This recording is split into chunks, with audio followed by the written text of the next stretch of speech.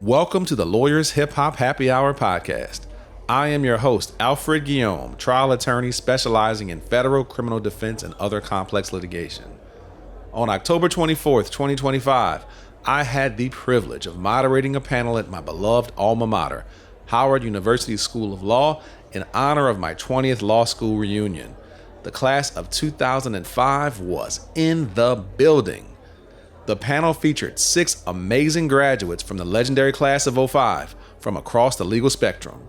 It was a joyous occasion with a chance for myself and the other panelists to give back to the school that has shaped our lives both personally and professionally. So sit back, relax, and enjoy.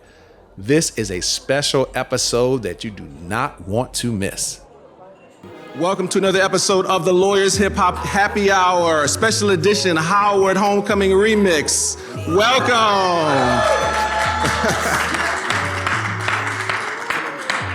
My name is Alfred Guillaume. I am your host. I'm going to be with you for the next hour. I'm honored to be here. I'm also a very proud member of the class of 2005. And this is our 20th year reunion. Give it up for the class of 2005, y'all. I'm very appreciative that all of you are here. I really do appreciate you being here. I know you could be a lot of other places, but our hope is that we can show you what's possible with a Howard Law degree, not only in your professional success, but also in your friendships and the bonds that you will connect and make over the course of your life, 20 years and beyond. So, I need your energy, Howard. Come on, students, I need your energy. Give me some energy right now. But before I get started introducing our panel, and we are missing one person on the panel. This is a gender diverse panel, okay? So okay? I see more women than men in the audience. There's more women than men in this school. We know how that works. Women are smarter than men. I have 2 daughters and a wife, so I already know. So we appreciate you and the men. We appreciate all of y'all. But our last panelist is running a little late, so she will come on up in a second. So this is as gender diverse. I know it doesn't look good for optics, but we know what it is. Before I get started, though, I want to thank Dean Fairfax, who could not be here today. He was traveling. Here's his seat if he does happen to make it back in time. But thank you so much, Dean Fairfax. We appreciate you. Our class appreciates you. Your leadership has been amazing since you've been here.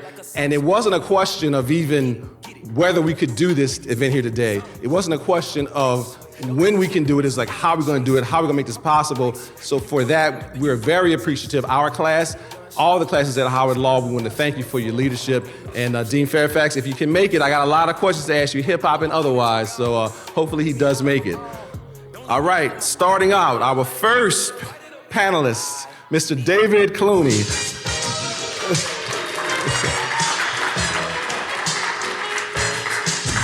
Dave has had the kind of career most lawyers and law students dream of. Dave Clooney is now an equity partner at the financial services firm Edward Jones. Dave is a veteran of the Obama White House, where he served as Deputy Associate White House Counsel. He also served as Executive Secretary of the Treasury Department in the Obama administration. Dave has had a lot of jobs in big law and in government. Please welcome New York City native Dave Clooney.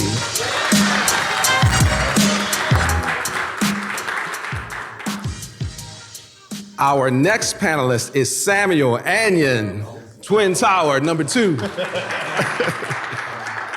Samuel has a thriving personal injury practice at Philadelphia-based law firm Wapner Newman.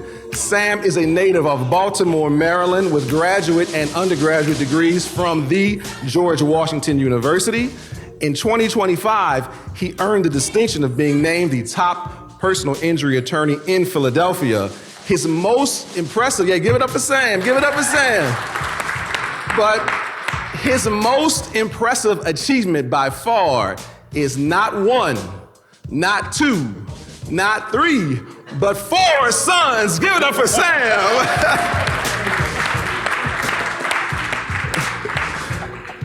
Our next guest is Mr. Willie Phillips. Willie Phillips is the former chair of the Federal Energy Regulatory Commission. Yes, give it up. Willie was confirmed by the United States Senate in a 100-0 vote, which means that even the crazy senators voted for him. He has the honor of being the first African-American to serve as the chair of FERC in its 100-year history. Willie Phillips is now an equity partner at the global law firm Holland Knight. Please welcome Mobile, Alabama native, AKA Mr. 100, Willie Phillips Jr.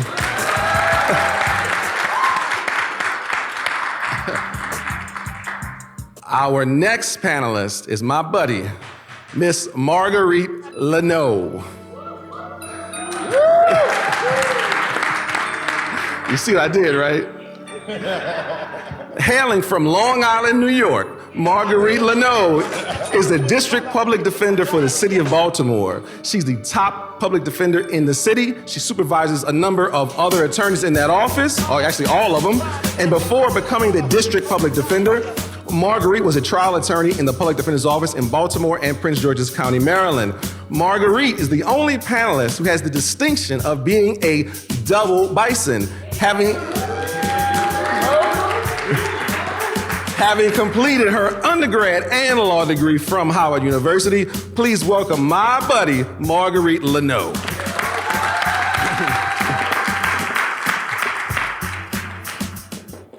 If you have been watching television for the last few years, you may know our next guest, Mr. Chris Stewart. Come on, give it up, come on. Don't be shy now.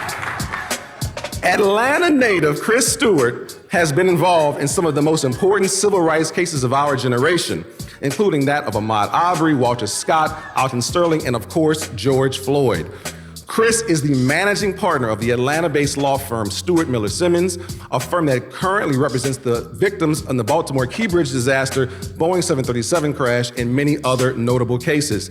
And Chris and I both are graduates of Xavier University of Louisiana. Give it up for XU one time. Please welcome Chris Stewart. And our last panelist, who's not yet here, but when she does get here, we're going to introduce her, is Miss Adrienne Crenshaw. And I'm going to stop whatever I'm doing at that moment to introduce my friend, Adrienne Crenshaw. But the first question I have, actually, before I even ask it, I want all of y'all to give a round of applause to all of our panelists who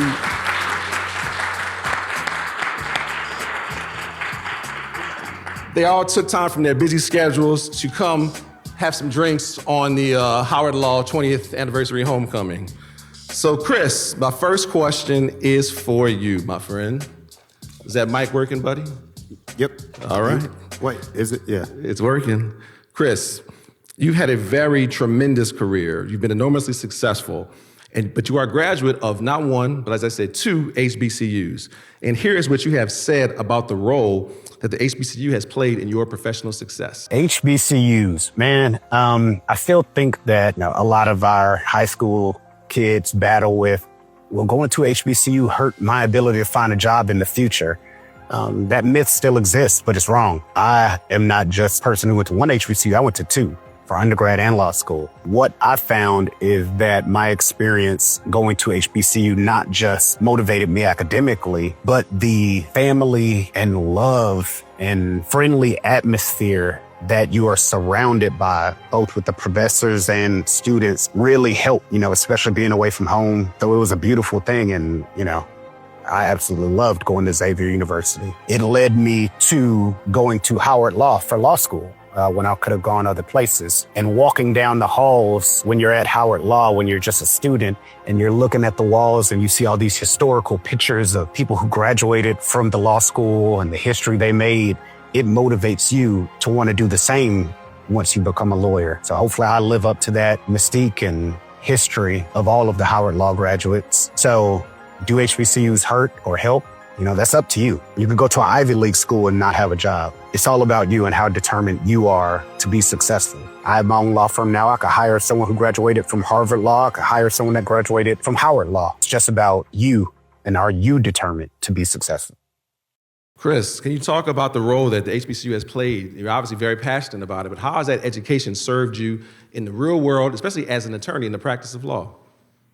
The scariest thing you'll ever hear is somebody saying, I'm about to play a recording of you. So I didn't know Alfred Yes, he didn't know that was going to happen. Alfred the Feds now. So surprise. No, I mean, y'all won't understand the impact until you're gone. You know, just like people, oh, high school was great. You know, you thought it sucked while you were there. College was great, you know, but you thought it sucked while you were in undergrad. You won't realize what you're going through and the value of it until you're gone.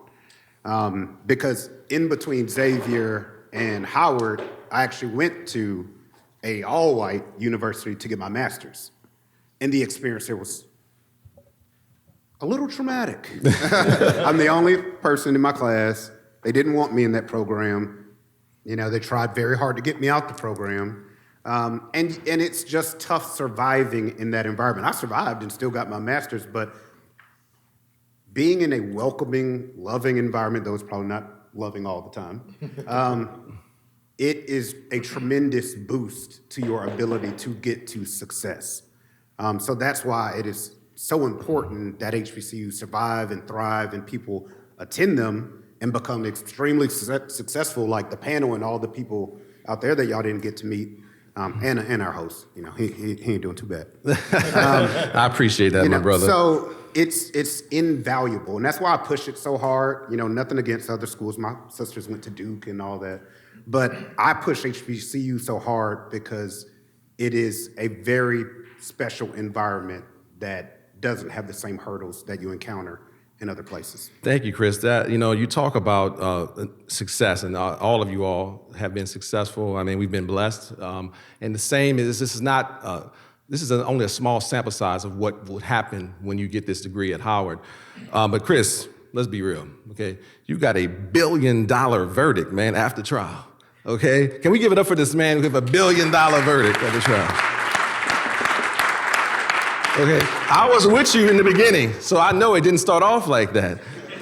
Okay, I remember the good old days. But you know, my next question for you is, I want you to talk about how young lawyers can be effective trial attorneys, how they can become effective lawyers. But before you do, the Feds has another clip for you. I would say make sure that the most important thing that you have is skill over exterior. First job I took as a lawyer, he told me he wasn't gonna pay me a lot of money, but he told me he will teach me how to be a trial lawyer. I was driving around in a box Jeep Cherokee that didn't have a working driver's side window for almost 2 years. I didn't care because I was learning so much on how to be a trial lawyer. And I just knew that the money and the flashy exterior stuff would come in time. It was all about the skill to me, developing that. And that leads to success. That leads to what people will judge, I guess, as being successful because you'll win. And so I highly value when a defendant sees my name on a lawsuit, they fear the skill that I bring, not an image. They know their skill behind that. And you know, you talk about the box Jeep. I remember, I think we all do. I remember that. The box Jeep. He got a Mako paint job on it when we were in school. I remember that. Right. But to go to go from a box Jeep to $1 billion verdict takes dedication and skill. And, you know, talk about that process and having to sacrifice early on to get to where you are now. All right. Y'all all gonna owe me $500 each because I'm about to give y'all a secret, and that's monthly payments. Here's the secret. Because most of y'all, probably all y'all, are smarter than I was here. I barely hung on while we were in law school. Yeah, he used to study at Starbucks, okay, with headphones on. Without the help of them, I literally wouldn't have graduated. So I'm not like super smart or any of that stuff. The secret is how bad do you want it? That's literally it. It's just how bad do you want it? So if we have a huge trial and we're going against a huge firm, they've got 20 lawyers working it. I don't have that many. I guess 3 of us working it. We will stay up all night. We will read every depo twice to find something. We will practice a closing in front of us, in the closet, walking around. We will outwork any firm. And that's why we keep winning cases every time. And, for different, nice amounts now. And so we outwork people. And as I tell all my associates, because now we're a lot bigger than when it was just 3 of us, is how bad do y'all want it? When they say they can't do something or they don't want to stay up all night. Okay, well, you're not going to win $25 million tomorrow. That's what we're asking for. Do you want to win? Or go to bed? And it's just that simple. I am not going to lose. I am not going to quit. I'm a little psychotic on winning. I'm going to win. I don't care who you are, what firm you are, what big time person you are, you're going to lose. And so if you don't want it that bad, like even right now, I want to get an A or B in whatever class, you won't get it. But if you want it bad enough, you will. That's just the secret of life in literally everything. How bad do you want it? And most people don't want it that bad, and that's fine. Like, live your life. I want it that bad. Yes, sir. Now, Chris, my last question for you. It's the most important question of all. You're from Atlanta, Georgia. Your parents are from New Orleans, though, so I don't know. I mean, they had it right, but I don't know what happened with you. Anyway, as an Atlanta native, favorite Outkast song or album? I'm putting you on the spot, buddy. This is the Lori's Hip Hop Happy Hour, yo. We gotta go out like that. Come on, man. See, I've gotta go AT-Aliens because that was undergrad and that was 1996, guys. That was just a mind-blowing. It's a long time ago. Experience. Yeah, that was. Yeah. This is mine. Sporty, dopey-licious. I can't even say it. Yeah. From a Aquemini. That's me. But your choice is not wrong. There is no wrong answer. No, the entire when it comes to album. Outkast. Yes. The entire This was album. 1998, I believe. And long time ago. Their music is still timeless. You can play it now. Let me ask the students, do you think these are some old guys talking about hip-hop or do you agree with us? By a show of hands, who thinks these are some old guys talking about hip-hop? Come on, be honest, be honest. They got one. No internship for you. I saw you. How many of you were born in 1996? Wait, how many of you were not born in 1996? That's the, I need to sit down then, good Lord. All right, guys, the Lori's Hip Hop Happy Hour, as I said before, it's an all-inclusive family show. We do believe in diversity, equity, and inclusion. And our last panelist has arrived, Miss Adrienne Crenshaw. Nice of you to join us. I got this theme music special for you, okay? Adrienne is a financial juggernaut. She's worked in J.P. Morgan Chase, Sallie Mae, other financial institutions. She's also an entrepreneur, okay? She's the owner of a child care center, Kitty Academy, in Elton, Maryland.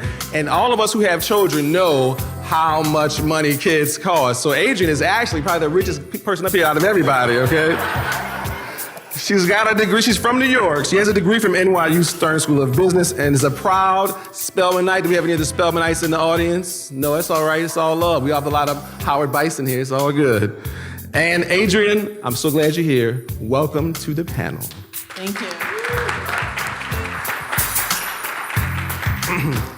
My next question goes to Miss Marguerite Lanaux. Marguerite, you and I are the only 2 criminal defense attorneys up here. Give it up for the criminal defense attorneys. Okay?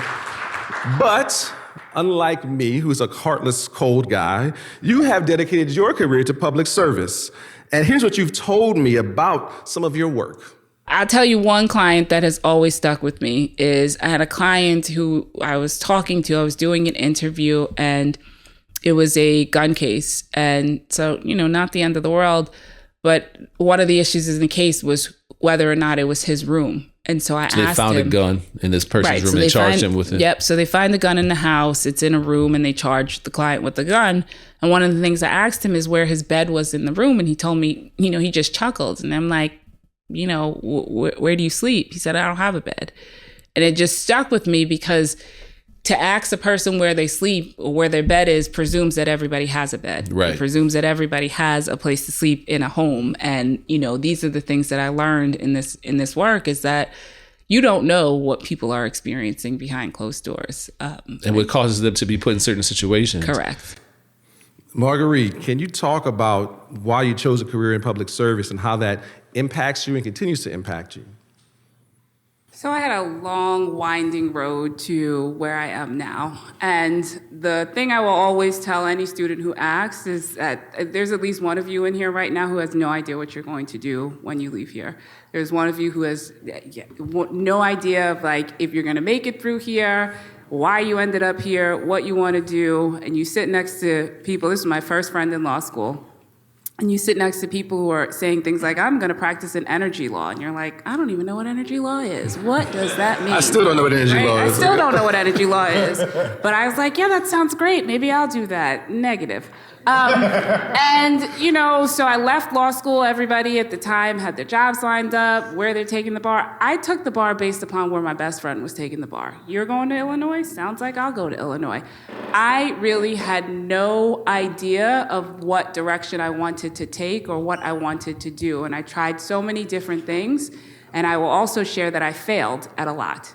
And the thing about failure is not when you fail, it's how you respond to failure. And what you do afterwards. Do you let it take you out to where you never practice law again? And there was a moment where I decided if I ever have to practice law again, I will be very upset, unhappy. And so I was barred in Illinois. I was still living in D.C., or I moved back to D.C. because Chicago is really, really cold, really It's cold out there. Moved back to D.C., was working at a job, and I got fired. And I said to myself, I never want to be in this position again. What can I do to change my trajectory where I'm never depending on another person in order to be successful or to be able to support myself? And I had a moment of you're a lawyer. You have one of the only professions where you can hang out your shingle, take clients, and represent people. So I took the bar in Maryland, and in order to learn how to represent other people, I volunteered at the public defender's office.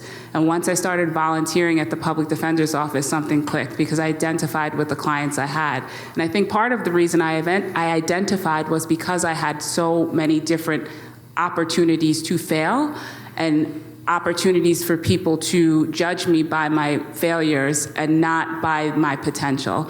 And so when I meet a client, I try to remember that this is just a moment for them. It's the worst moment, one of the worst moments, but they still have an opportunity to do something different, and they just need one person to advocate for them and to tell that story so that even if they're not given that opportunity, they feel like somebody believes in them, and it may change their trajectory, right? It may change how they proceed, and I will wrap it up, but I had a client who got into a really crazy situation. He ended up, never had been charged with anything before, and on his first offense ended up getting 3 years of incarceration.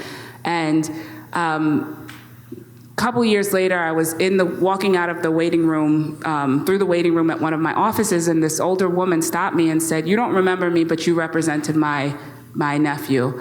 And you did such a service for him. Even though you didn't win, it stuck with him, and he was able to come out and get back on his feet and move forward because somebody believed in him," right? And so, it's the impact of those things that in this very, very difficult work that is public defense and public service that drives me to stay in public service.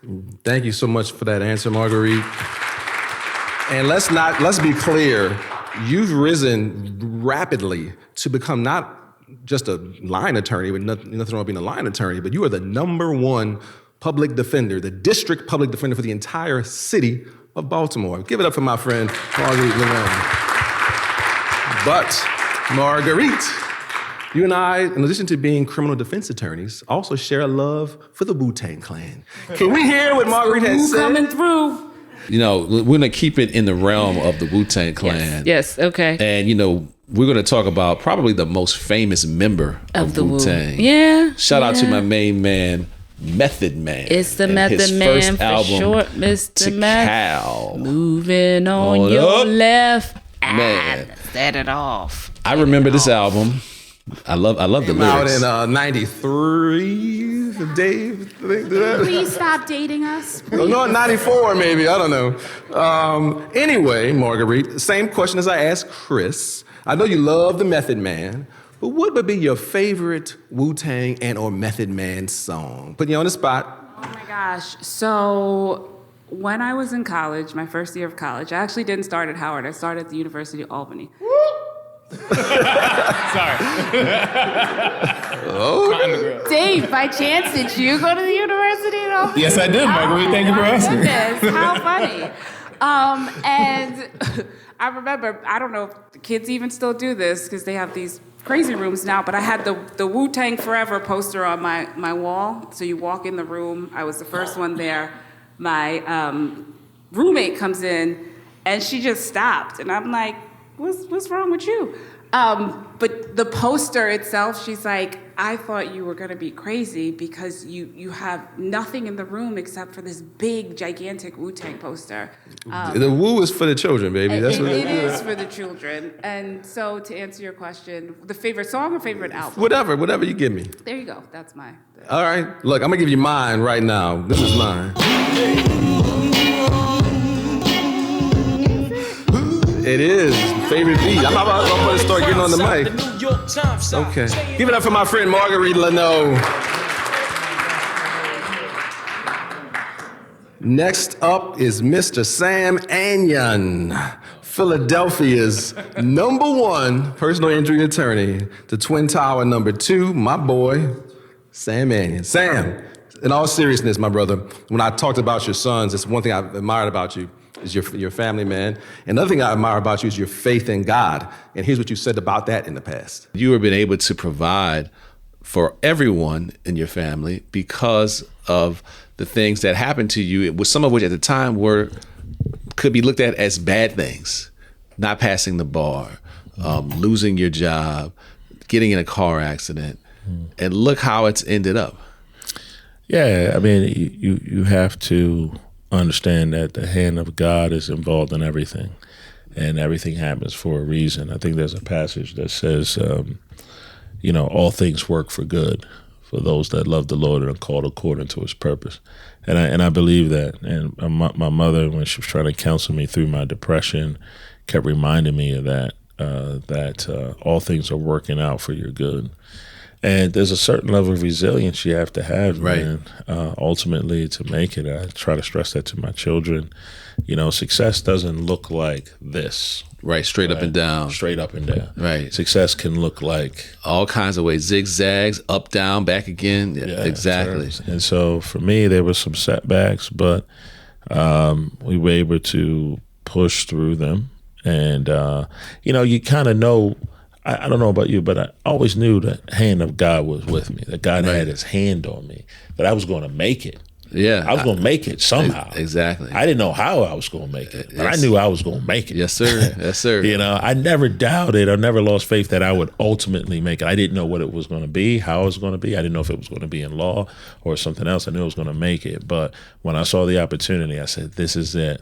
I'm going to run with it. I think you have to be driven by something higher than yourself, right? We're all here for a reason. And for me, I knew early on that I could, I had a mouthpiece. I knew I could advocate for people.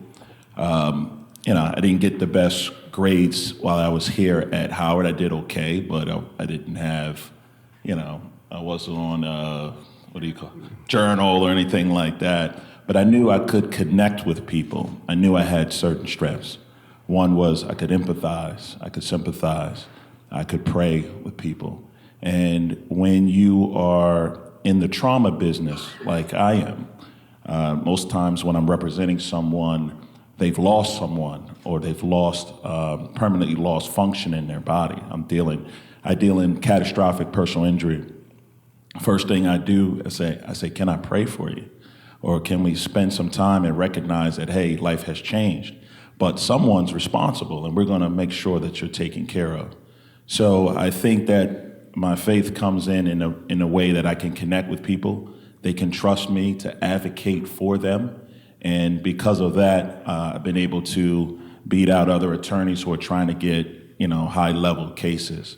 So as it relates to success, I think it comes from belief in God, but also, the humanity that you have for your fellow man and being there for them sincerely. And the money comes as a byproduct of that, but it's first connecting with people. Sam, it's really an amazing answer. And yeah, give it up for Sam. Because it's a very genuine answer. He's a very genuine guy. I love you, buddy. And Sam and Chris both, I kid them, we all kid them about their success, financial success. And, we have all kinds of different success in life, right? But these two guys have remained the same since, especially Sam, because, this is a unique individual right here. Since we've known each other, we met 23 years ago, and the money and the fame hasn't changed either one. I mean, that's something to be said for that. And the rest of the panel is not doing too bad financially either, okay? So I just want to let you know. But Sam, before I let you go, we all know that this is the Lawyer's Hip Hop Happy Hour, but you're an R&B kind of guy, man. You're like you're like a smooth dude, man. That's why you got all those kids, man. He's not gonna sing, but I want to just listen to something that you told me one time. And that guy is Maxwell. Yeah. And his first album, Maxwell's Urban Hang Suite, an absolute classic. I mean, this is one of the greatest R&B albums of all time, in my opinion. I mean, if you're into neo soul, if you're into that neo soul era, that whole era was Maxwell, Jill Scott, Erykah Badu. I mean, Maxwell. Every song on here is just right, something, so relaxing, so sensual, so intimate that you listen to the lyrics and it catapults you into a mind frame of love. This man has 4 kids, y'all. I mean, he got 4 kids. Y'all know how babies are made, right? This man got 4 of them. Sam, I'm gonna put you on the spot. I have an answer already ready. Your favorite Maxwell song, man. Can you tell me what it is? Oh, God. Can I tell you what mine is? Mine is probably Ascension. Ascension, that's a good song. I like that one. That's on the second album, I want to say, though, right? But this is my favorite Maxwell song.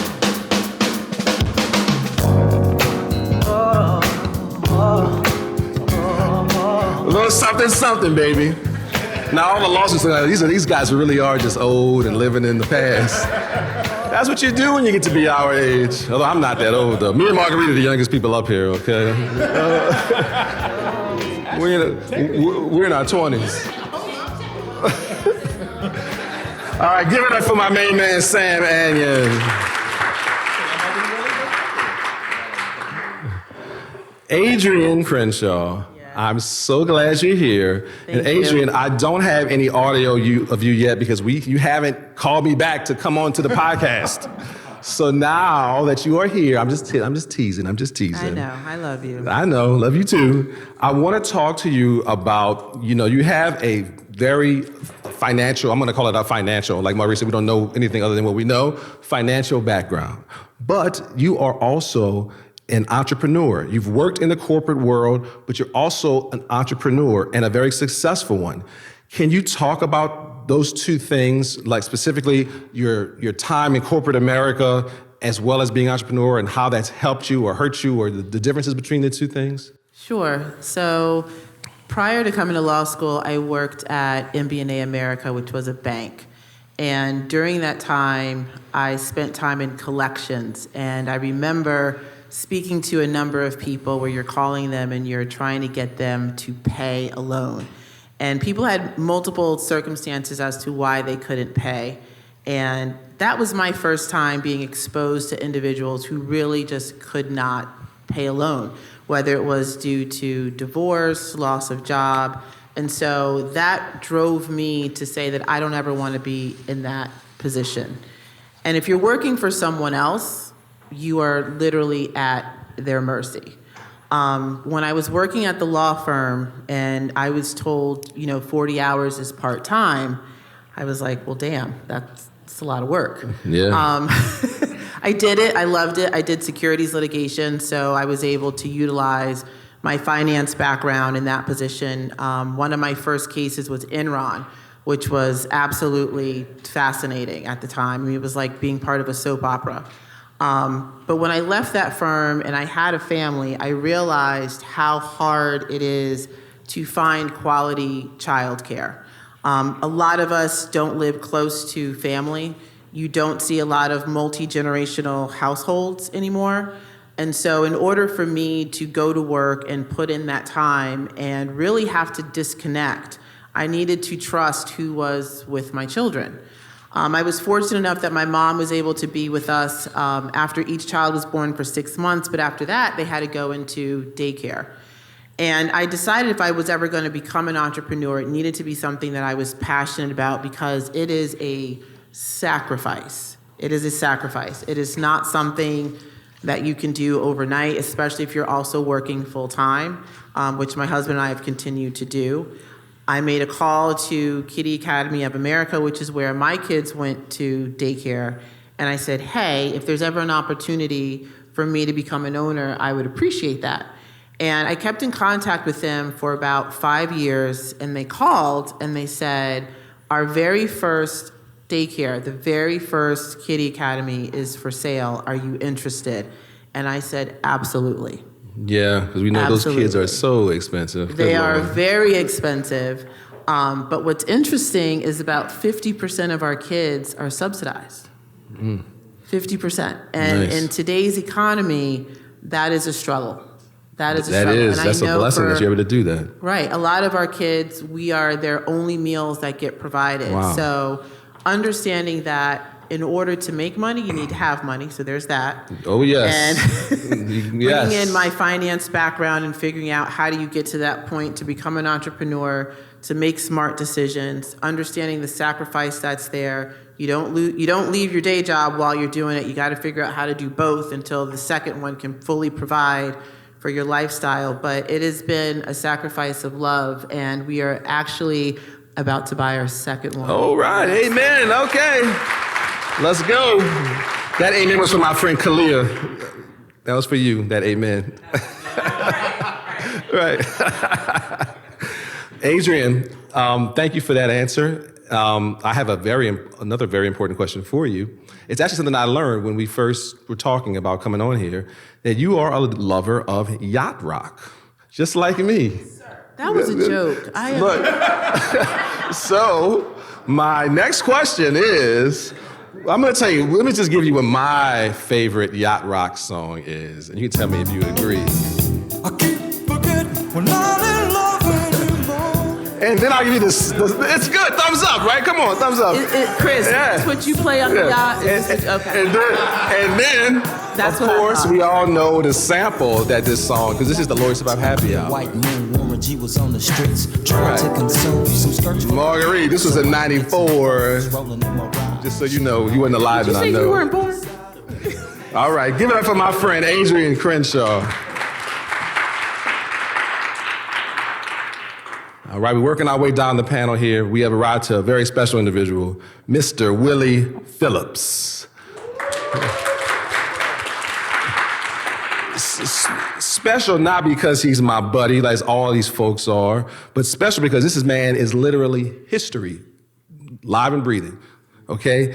Willie Phillips is, as I said in my introduction, the first chair of the Federal Energy Regulatory Commission. The Senate of the United States voted 100-0 to confirm him. That in and of itself, think about politics. The government's shut down. The government can't agree on anything. 100-0. Give it up for this man right here, 100-0. Okay? Willie's got a great connection to the school in the sense that he's, just like Thurgood Marshall was the first Supreme Court justice, African-American Supreme Court justice from this school, he's the first FERC commissioner from this school. And that just goes to show you the amazing things that this school has done, can do, will do. And we appreciate you guys, especially you students who are just looking at me like, dude, what are you talking about? But this is a big deal right here. And Will, I want to play for you a clip that you and I discussed one time. it's the most unlikely story. It's really, I think you're being a little humble. It's an amazing story. It's unprecedented, and I don't know anybody else like you, which is why I have you on this podcast. Well, I appreciate it. I think a lot of it had to do with my choice to go to Howard University, School of Law. HU? And I think that really it provided that foundation for me. We were both, men at Howard, Correct. We were told that we were destined for greatness. Right. Right. And, and maybe just a little bit, we believed it. Well, to rise to the level of the highest levels of government, you can't do that by yourself. Can you talk about the role mentorship has played in your success? Well, first of all, Alfred, thank you so much for doing this. It's an honor to be up here with these amazing people. Give them another round, please.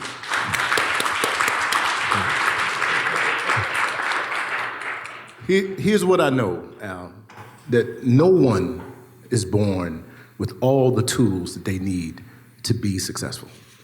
And what I like to say is this: somebody has to teach you how to be.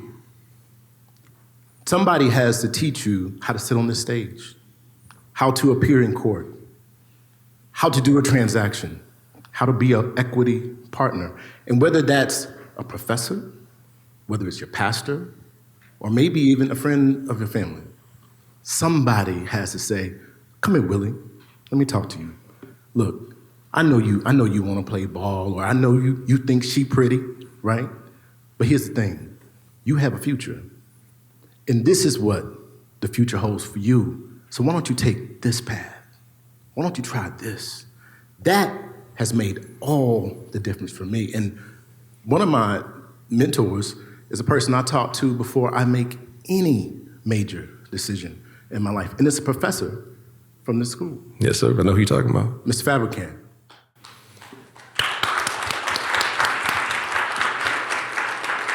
So if I could, just say this. Here's my assignment for everybody here. If you don't have a mentor, go out and get one today. If you don't have a mentee, get one today. And especially for the students in this room, you may think, I don't know how to get a mentor. Let me tell you what I do. I simply walk up to somebody who I know or who I admire, and I say, you're my mentor. Hello. You would be surprised how often people find time when you ask them in that way. And for those who will be mentors in this room, trust me when I tell you, you will get more out of it than you put in. All right. Thank you, Will. But Will, we're not done. We got one more question for you. Of course, it's hip hop related. You and I have talked about some of your favorite MCs of all time. Here's what you said. I gotta say something about Rakim, man. Rakim, okay. Rakim. Is he your number one of all time? My number one of all time probably be Scarface. Okay, Ghetto Southern rap. Boys. Okay. Yeah, for sure. And he's your favorite rapper's favorite rapper. There he is. And I see my friend Mike Vaughn shaking his head, who's from D.C. And now we know that everybody from D.C. loves Scarface. Now, Will, do you have a favorite Scarface song? He greets his father with his hands out. All right, there it is. When I think about Scarface, this is what I think about. This is really old Marguerite. I sit alone in my four-cornered room staring at candles. Who got it? We on the radio, dude? Oh. Yeah, that's like 89 or 91, I think, so yeah. At night I can't sleep, I toss and turn. Candlesticks in the dark, visions of bodies being burned. Willie, thank you for your answer, my friend. Give it up for Willie Phillips. Last and certainly not least is my friend, Mr. David Clooney, who, by the way, is the panel's resident hip-hop expert of here, okay? A native of the Bronx, New York, go Yankees. Hey, tough year, I know. Tough couple years, it's all right. New York always wins. Dave, you have had the honor, you're like Willie, you have been in the federal government, you've been in private practice, you've had some amazing jobs. And by the way, before I start giving all your accolades, I'll just tell you, Chris talked about working hard. Well, Chris and I were at Starbucks. Dave was actually in the library on Journal, running around the building at like 3 o'clock in the morning. He didn't sleep. He doesn't sleep now. I don't really get it, but I guess that's why he's richer than me, but that's okay. This is a hardworking man. Dave, you know, the thing about your career that has fascinated me the most, you were the editor-in-chief of Journal, right? I was. Hey, all right. You worked with President Obama, our greatest president, okay? Can we give it for President Obama right now? Yes. The lawsuits are really animated about that one. Yes, I agree. And you saw the vision early on. You worked with the president from an unpaid to paid position, but it was a financial sacrifice for you. And you and I have talked about it, and here's what you said. What was your first job in the White House? So first job in the White House was actually unpaid. And it was basically a Howard pharmacy school, like group house that I was living in to save money while I was working these crazy hours at the White House. So it was like, not only was I not your getting fancy paid, Manhattan law firm. Yes, where I was making more money than God. I had, Yes. than I had ever made and than my family ever made. And it was a great blessing. But I remember my family being like, well, you going to go leave this great job to go not get paid? But I saw the vision and I just really wanted to be a part of the movement. Dave, you know, and this is the thing that I've witnessed my own two eyes, just in your experience and others. Many people, obviously President Obama was a 1 in a million kind of guy. You saw that early on and you sacrificed financially, but you were able to do that because you had made a little bit of money in private practice first. But many of us, particularly African-American folks like myself and you, our families don't have the means to provide for us to do that. Like, we can't just work for a president's campaign unpaid and not worry about it. And you worked alongside people who did have that luxury. And you made a scream earlier during Marguerite's presentation about your alma mater. And I know you have worked and continue to work with people from the Ivy League, from Harvard, from Yale, from Columbia, from all these places. But you've been there with them the whole time. And you didn't go to an Ivy League school, nor did I. And I want you to talk about that, about how you were able and are able to navigate that world, and particularly your time in the White House, and even now, without being intimidated by those big degrees, quote unquote, and being with other attorneys and students and lawyers who don't have to worry about money like we would have to worry about money.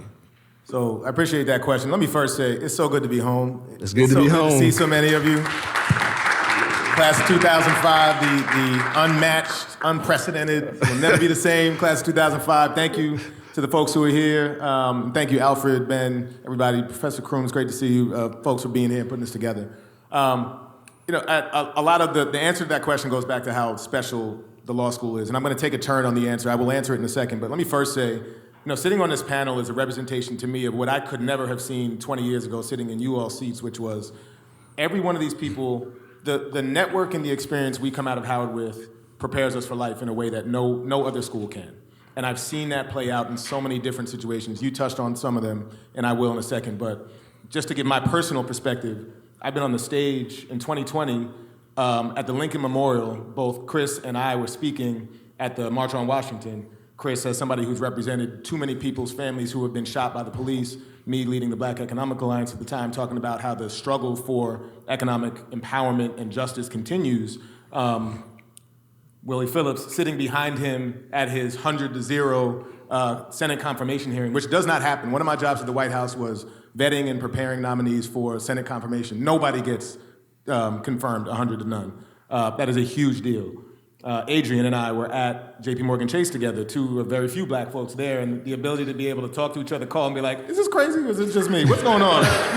Like, how do we navigate this together and plan and plot and all that?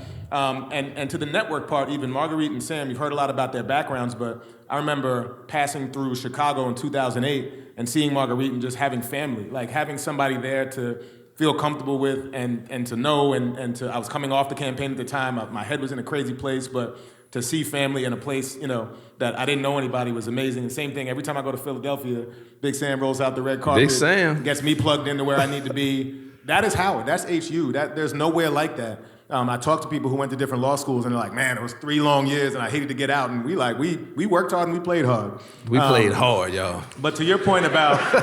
Right, 05? I see all y'all back there. Especially Section 1. Y'all like to play, but Section 2 did our work. Section 1, baby! Section 2 got our work done, but we that's all right. But I say all that to say, your point is right.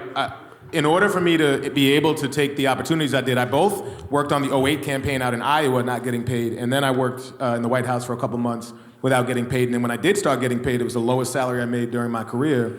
I can beat that, Dave. Well, there are people who have been put on this path and who have subsidies and whose families are able to either connect them to these opportunities or, subsidize their lifestyle while they're doing it.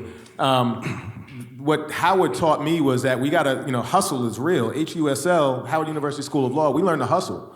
We learn to make things happen on our own, and we're also taught how to be in an environment that is going to be uncomfortable for us, that does not look like these rooms. So we walk in everywhere knowing that we have to be better. I remember my first summer I did at the Manhattan District Attorney's Office as an intern, and I'll never forget how much better prepared I felt as a writer than every other student that was there from NYU, Columbia, Fordham, et cetera, et cetera. And it's because we focus so intensely on our writing and being good, and that was in every part of the experience and becoming a lawyer and learning how to be a lawyer of color in a profession that is exactly the opposite of that.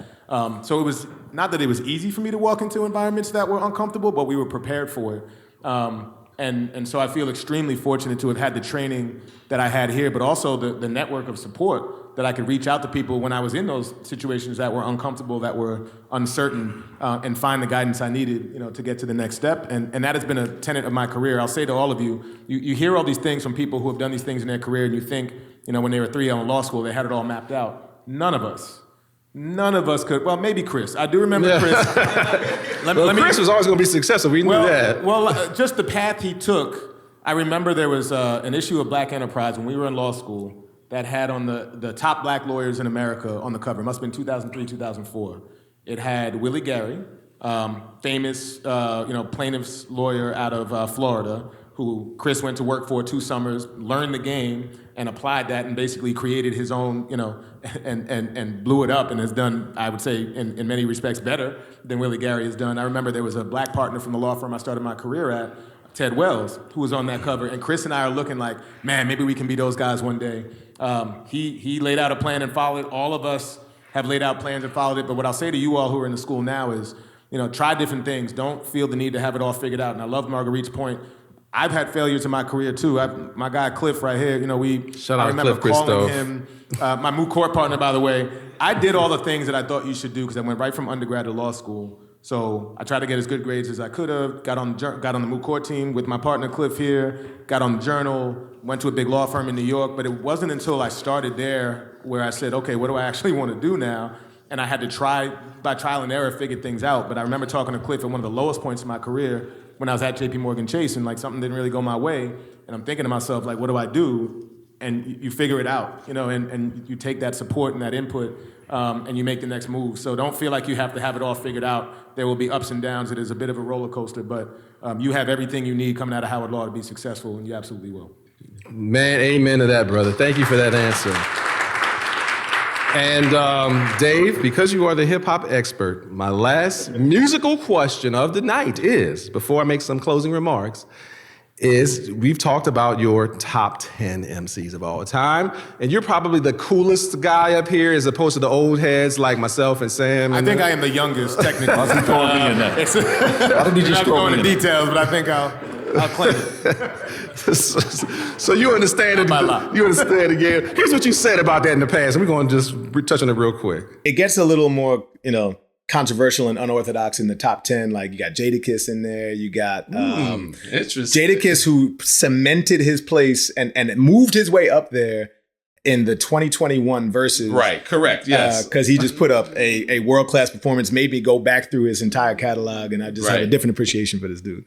But Common is in there as well. So it's not all as traditional as the top 4. All right, Dave, time has come. I want to hear those top 10 MCs right now. Let's go. And then we want to close it out. Come on. Wow. No particular order. Okay. No particular order. Nas, Jay-Z, Notorious B.I.G., Rakim, Common, where am I? You're number 5. Raekwon. Raekwon? Tupac's not in my top 10. You can call out suggestions. I'll take them. Come on, Dave. You supposed to know this. I got Nas. You said Nas? I said Nas. Okay, I got Lauryn Hill in my top 10. Andre 3000. Andre. Yes, I said Lauryn Hill. Who said that? No. Black Thought, absolutely. Black Thought's a pure lyricist. Black Thought's in there. KRS-One. Thank you very much. Shout out Professor Cruz. Yes. What did the students say? That's really what matters. These bunch of old heads up Oh, here. we only deal in the early 2000s. We don't. Drake is absolutely not in the top 10.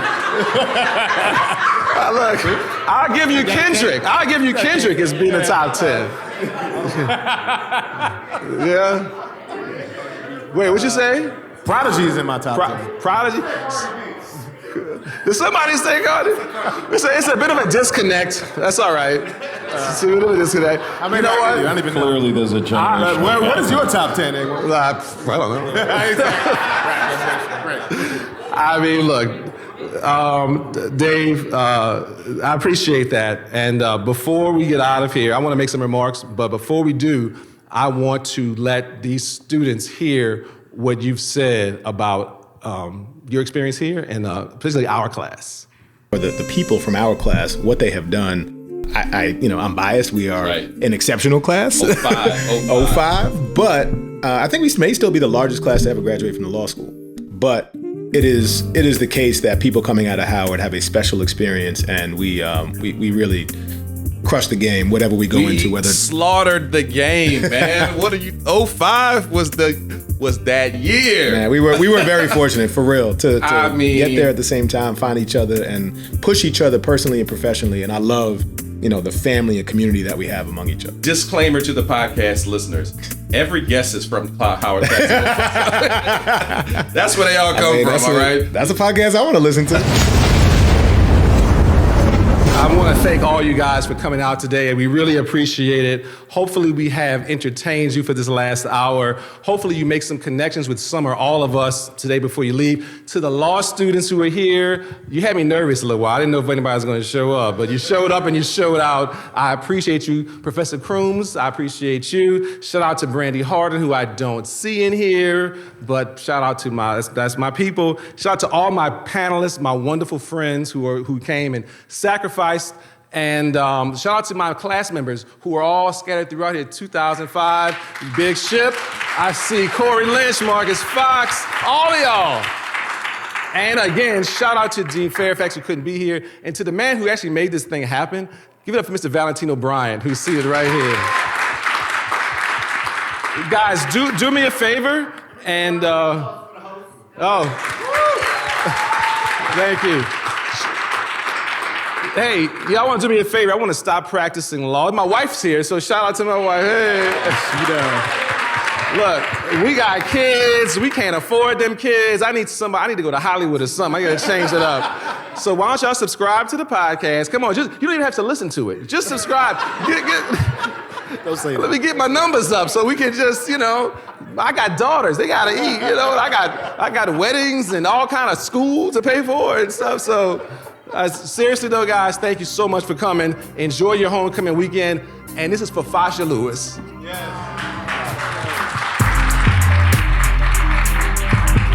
See you on the flip side.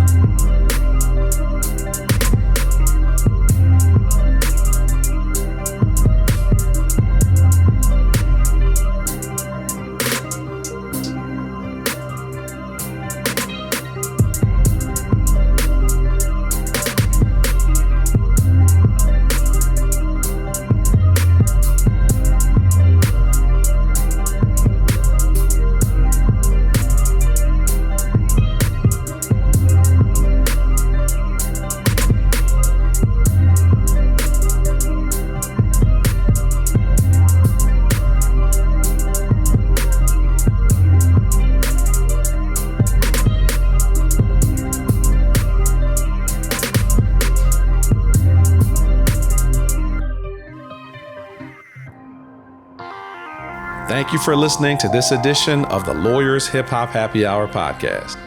Please take a moment and subscribe to the podcast. On YouTube, open the app, go to the search icon in the top right corner, type in the name of the show, and then hit the subscribe button before going to the channel. Thanks again for listening, and I will catch you on the B-side.